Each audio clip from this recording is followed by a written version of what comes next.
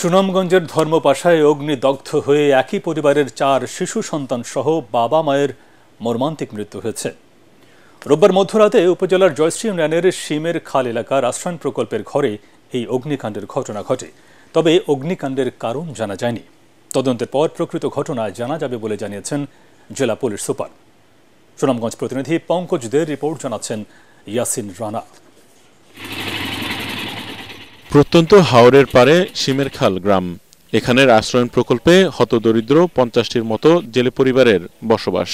জেলেপল্লীর এমারুল প্রতিদিনের মতোই রাতের খাবার খেয়ে পরিবারের সদস্যদের নিয়ে ঘুমিয়ে পড়েন।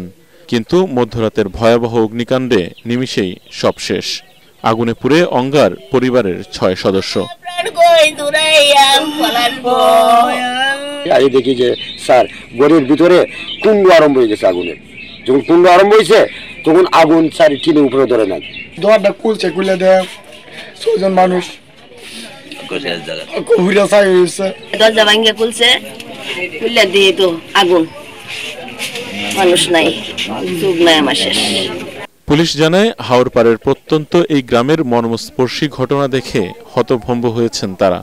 প্রাথমিক অবস্থায় আমরা যেটা দেখেছি এটা হলো আসলে এটা মানে ঘরের ভিতরে তালাবদ্ধ অবস্থায় ছিল। তালাবদ্ধ অবস্থায় সে 6 জন লোক মারা গেছে আর কি। এমারুল, তার স্ত্রী পলি আক্তার, তার 3টা ছেলে আর 1টা মেয়ে। ঘটনা তদন্তের জন্য সিআইডি এবং সিলেটের ক্রাইম সিন ইউনিট কাজ করছে বলে জানান জেলা পুলিশ সুপার।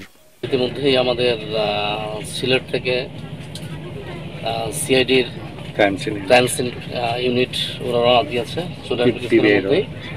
পিবিআর তদন্ত টিমে রওনা দিয়েছে। ওরা আসলে পরে আমরা আসলে সবাই মিলে ঘটনা পর্যবেক্ষণ করে আমরা চেষ্টা করছি যে কিভাবে ঘটনা ঘটলো। মর্মস্পর্শী এই ঘটনাটি নিছক দুর্ঘটনা নাকি অন্য কিছু, এটি উদ্ঘাটনে পুলিশ সহ সংশ্লিষ্টরা কাজ করবেন, এটি প্রত্যাশা হাওরপাড়ের এই জেলেপল্লীর বাসিন্দাদের। Bureau report, ATN Bangla.